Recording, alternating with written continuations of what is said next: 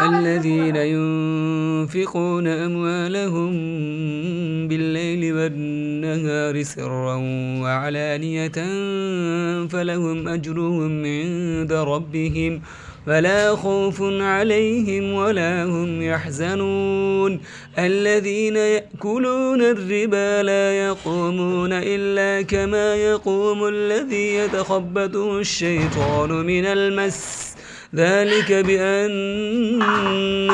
قالوا إنما البيع مثل الربا وأحل الله البيع وحرم الربا فمن جاءه موعظة من ربه فانتهى فله ما سلف وأمره إلى الله ومن عاد فأولئك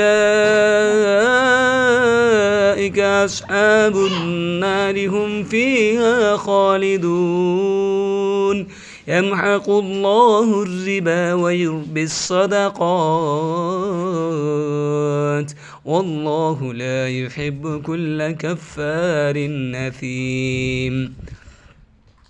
إن الذين آمنوا وعملوا الصالحات وأقاموا الصلاة وآتوا الزكاة لهم أجرهم عند ربهم ولا خوف عليهم ولا هم يحزنون